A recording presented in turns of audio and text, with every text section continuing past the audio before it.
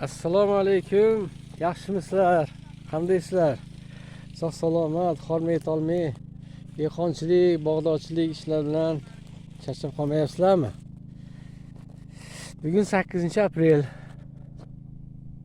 Marhamat tumanida eski nomi Kallerin degan bir qishlog'imiz bor. Shu joyda barpo bo'lgan ajoyib bir bog'damiz. Gilos bog'idamiz. Bugun giloslarimizni changlash uchun Quvadan mirishkor yigitlar kelishgan. Azizbek boshchiligida. Gamma Plus degan preparat sepshyapti. Gamma Plus. Changlatadi bu. Gilosim ko'p gullaydi, lekin mevasini kam qiladi deb ko'pchilik shikoyat qiladi. Bu o'sha giloslarning changlanmaganligidan bo'ladi. Ari kam bo'lgan bo'lishi mumkin yoki changlatuvchi navlari bo'lmasligi mumkin, chunki bu valovoy giloslarimiz o'zini o'zi changlatmaydi. Bunga albatta changlatuvchi navlarda oralatib ekish kerak yoki mana bunaqa holatda shu preparatlar changlatadigan preparatlardan sepib turish kerak. Shu gullagan paytda endi sharoitga qarab 5 marta 4 marta changlatiladi.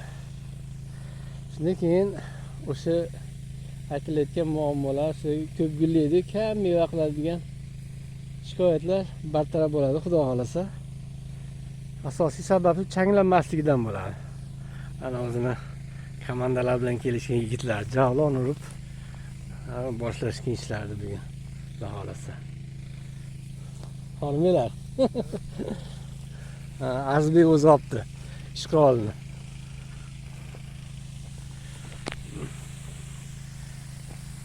Bunaqalar sepib ketilaveradi. Shu changlash deyiladi. Shu dori urilmasa, oppoq bo'lib gullagan bilan meva bermaydi keraklicha. Ketib ketadi. O'zini o'zi changlatmaydi bu sababi. Ko'pchilik shundan shikoyat qilyapti hozir. Mana shu narsani sizlarga ham taklif qilamiz.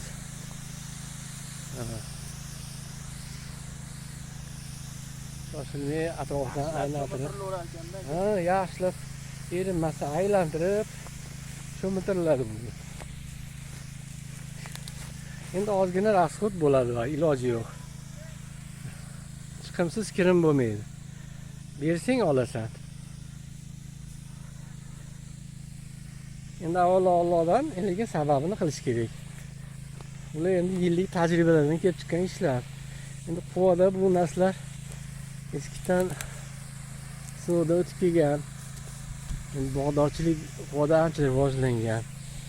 Qanday qilib obreska qilinadi, qanaqa zilyon obreskalar qilinadi, qaysi paytda dorilar beradi. Yaqinda bir oyga yaqin oldin zahar sepib ketishdi.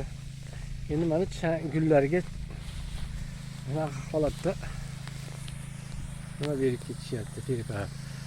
Gamma Plus.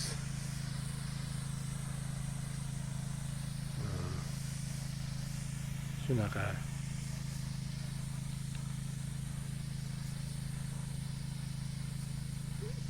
Tupga yaqin gilosimiz bor. 3 yil oldin qattiq kesilgan bu. Chunki yiqilishni boshladi. Bir kunda 8 tup gilosimiz yiqildi bitta shamolda. Iloji yo'q, kesdik. Chunki o'zi juda katta bo'lib ketdi. Yaxshi hosil olinardi. Lekin bir tomondan yangilanib qoldi. Xudo xolasa shoxlari yaxshi rivojlandi. Endi xudo xolasa ham 1-2 yilda yana eski holatga qaytib qolish ehtimoli bor, xudo xolasa. Bir yildan nasib qilsa meva olinadi. 2 yil meva olinmadi. Endi yegulik chiqdi, lekin sotgilik bo'lmadi. Bir yildan endi nasib qilsa daromaddan bo'lib qoladi, xudo xolasa. 70 metrlik shlanka bilan yurishdi bolalar bog'ning ichida. 80 metr shlanka. Apparat ko'tarib yurilmaydi yelkalarga og'ir qilib. Hozir sizga texnikani ham ko'rsatamiz. Qanaqa holatda qo'yilayotganligini.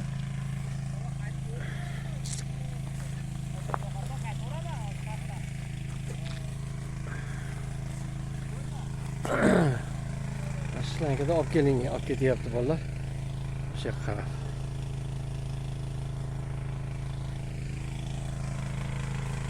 Ko'chaga qo'yilgan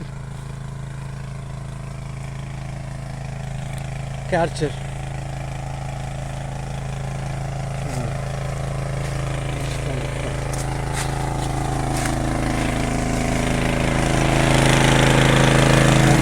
litrlik bochkaga karcherlar ichiga dori solingan. Mana shu yerdan haydalyapti.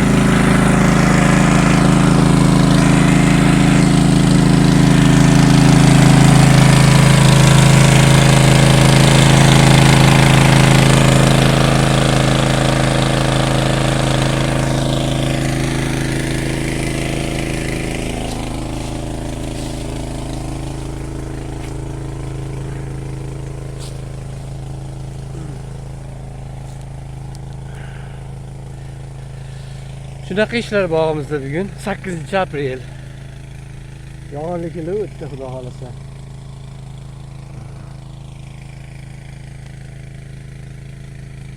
Sog' bo'linglar.